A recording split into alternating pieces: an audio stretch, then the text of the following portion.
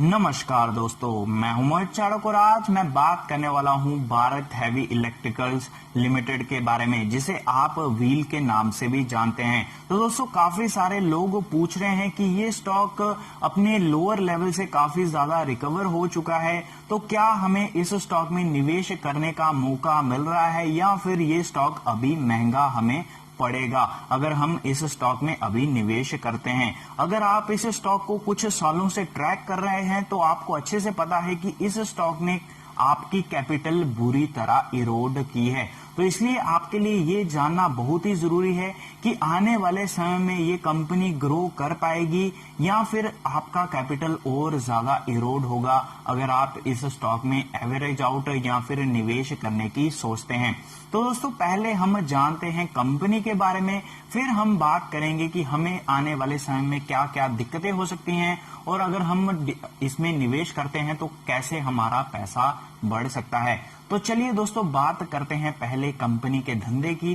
तो दोस्तों, इनके अगर मैं धंधे की बात करूं तो इनका धंधा ऐसा है जो इकोनॉमी की कोर में आता है और इनका जो बिजनेस है वो आपको हर जगह मिलेगा। पावर में मिलेगा, ट्रांसमिशन में मिलेगा, ट्रांसपोर्टेशन में मिलेगा, renewables, water, defence, aerospace, even oil and gas में भी आपको इनका धंधा मिलेगा, जो काफी अच्छी चीज है। और अगर मैं बात करूं दोस्तों कंपनी की, तो कंपनी की स्थापना 1964 में हुई थी।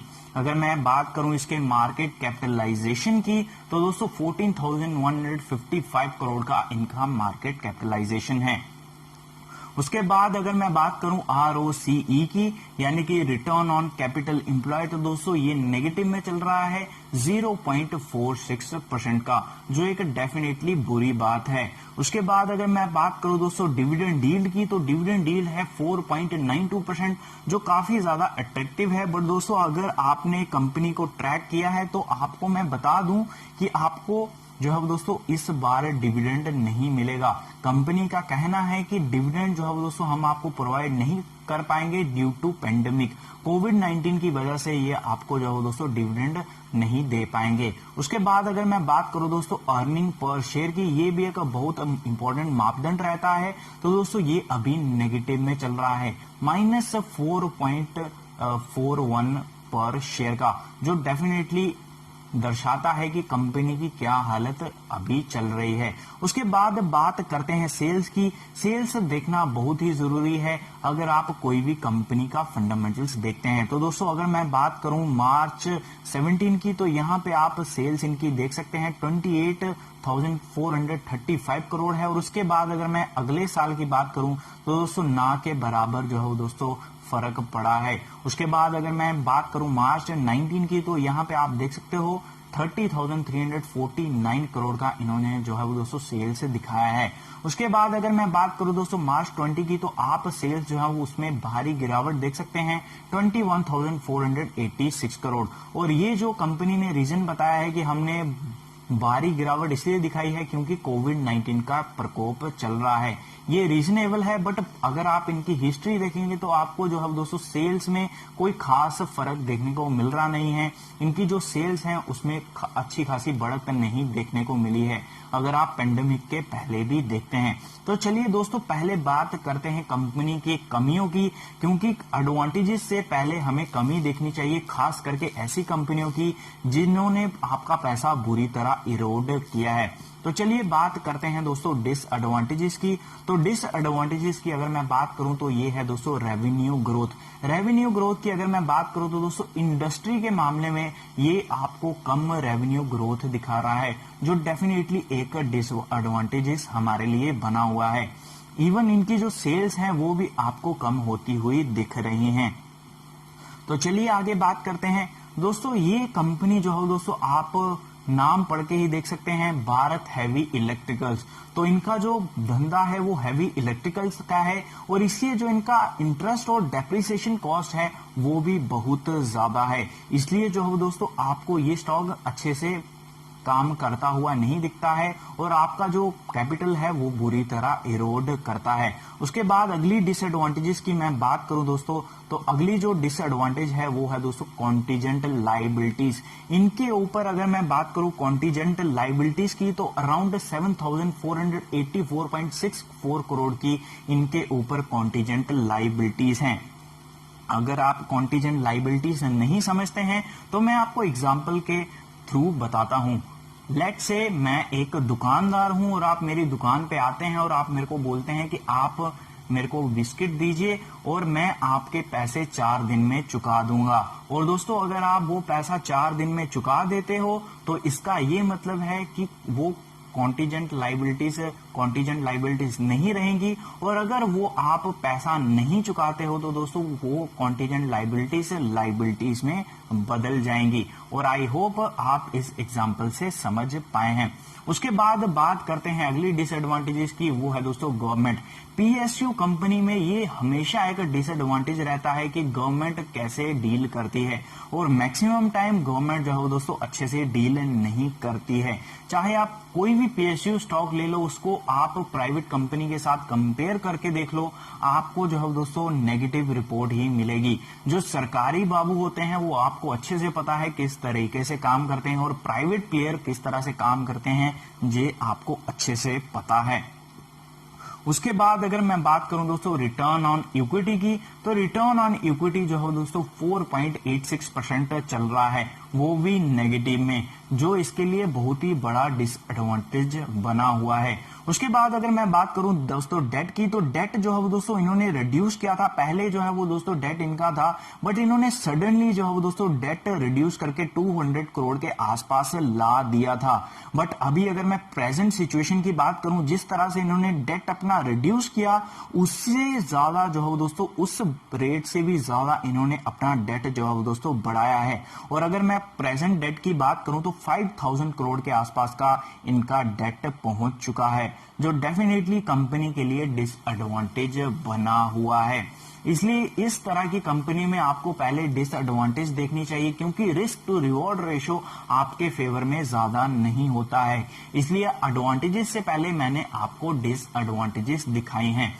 तो चलिए दोस्तों बात करते हैं अभी एडवांटेज की, क्योंकि अगर कंपनी में कोई दोस्तों कमियां हैं उसमें आपको एडवांटेजेस भी मिलेंगी, उसमें आपको दोस्तों आने वाले समय में पोटेंशियल भी जरूर दिखेगी। तो चलिए बात करते हैं पहली एडवांटेज की। तो दोस्तों कंपनी का जो धंधा है, जो इनका पोटेंशियल है वो बहुत ही ज्यादा है। अगर प्रमोटर्स, अगर कंपनी जो है दोस्तों अच्छे से इसका फायदा उठा पाती है आने वाले समय में, तो ये इनके लिए एडवांटेज जरूर रहेगा। और आप जानते हो जिस तरीके से हम चाइना को बायकॉट कर रहे हैं, उससे इनको जो है दोस्तों काफी ज्यादा फायदा होगा। और अगर ये अच्छे तरीके से काम कर पाए तो अपने पोटेंशियल से दोस्तों ज्यादा ही कर पाएंगे। जिस तरह से आपने देखा होगा कि चाइना के जो चीजें हैं वो हमने पर्सनली बायकॉट की, गवर्नमेंट भी जो है दोस्तों ऑर्डर्स देना बंद कर रही है, इंपोर्ट जो है दोस्तों कम करना शुरू कर रही है। हम इंडियंस होते कैसे हैं, एग्जाम्पल देना चाहूंगा, हमारा मोटरसाइकिल का टायर है वो जब तक फट नहीं जाएगा, पूरी तरह घिस नहीं जाएगा, और आप उसमें जब तक 50-60 पंचर ना लगा दोगे, आप उस टायर को चेंज नहीं करोगे। और यही दर्शाता है जब तक चाइना ने हमें पूरी तरह मार नहीं दिया तब तक हमने जो है दोस्तों उनको बायकॉट नहीं किया। पहले भी हमें पता था चाइना कैसी है और अभी भी हमें पता है, बट हमने बायकॉट तब किया जब हमारे ऊपर उन्होंने पूरा प्रेशराइज किया। तो दोस्तों अगर मैं बात करूं इनके बिजनेस की, तो इनका पोटेंशियल काफी ज्यादा है। जिस तरह मैंने आपको स्टार्टिंग में इनके बिजनेस के बारे में बताया, उसमें आप इनका पोटेंशियल देख सकते हैं। उसके बाद अगर मैं बात करूं दोस्तों इनके मार्केट शेयर की, तो मार्केट शेयर जो है दोस्तों बढ़ता हुआ दिख रहा है, जो काफी ज्यादा अच्छी चीज है। मार्केट शेयर की अगर मैं बात करूं तो दोस्तों मार्केट शेयर आप देख सकते हो 53% से बढ़ के 57.24% हो चुका है, जो डेफिनेटली एक अच्छी चीज है। उसके बाद एक और एडवांटेज ये है आपके लिए कि ये स्टॉक अपने बुक वैल्यू से भी नीचे ट्रेड कर रहा है। आप जब भी स्टॉक मार्केट में फंडामेंटल्स देखते हैं तो आपको कोई भी स्टॉक अगर अपने बुक वैल्यू से नीचे ट्रेड होता हुआ दिखता है तो आप बोलते हो कि यार ये बाय कर लेना चाहिए, बट ये एग्जैक्ट मापदंड नहीं है। जिस तरह कोई चीज आप देखते हो तो उसमें बहुत सारी चीजें होती हैं। अगर आप एक ही चीज देखते हो तो आपको जो है दोस्तों लॉस हो सकता है। बट ये एडवांटेज मैंने आपको बताई है कि बुक वैल्यू के नीचे ये स्टॉक ट्रेड कर रहा है। उसके बाद एडवांटेज ये है कि ये स्टॉक अपने लोअर लेवल पे ट्रेड कर रहा है। आई मीन टू से अगर आप पिछले 5 साल का चार्ट देखोगे तो ये आपको डाउन ट्रेंड में ही दिखेगा। आज आपको ये स्टॉक 39 के आसपास ट्रेड होता हुआ दिख रहा है। तो आपके लिए ये एडवांटेज जरूर है, बट ये डिसएडवांटेज में भी बदल सकता है अगर ये अपना बिजनेस को बढ़ाएंगे नहीं, जो फिलहाल हमें नहीं दिख रहा है।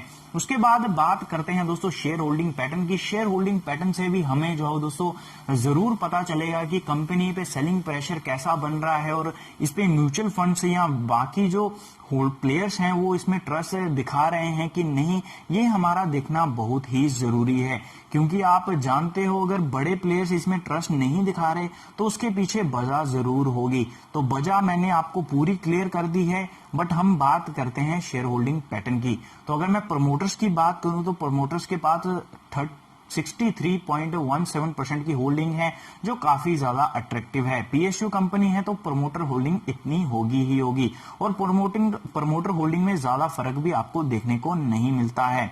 उसके बाद अगर मैं बात करूं दोस्तों एफआईआईस की, तो एफआईआईस ने अपनी जो होल्डिंग है वो बुरी तरह रिड्यूस की है। अगर मैं दोस्तों बात करूं पिछले साल की, तो उनके पास 12% के आसपास होल्डिंग पड़ी हुई थी, और आज मात्र 5.09% की होल्डिंग जो है दोस्तों इनके पास पड़ी हुई है। म्यूचुअल फंड्स की अगर मैं बात करूं तो दोस्तों म्यूचुअल फंड्स भी अपनी जो होल्डिंग है वो इसमें रिड्यूस किए हैं, और अगर अभी की मैं बात करूं तो दोस्तों 5.87% थी, और पहले की अगर मैं बात करूं तो दोस्तों 6% से ज्यादा होल्डिंग लेके ये बैठे हुए थे। उसके बाद अगर मैं बात करूं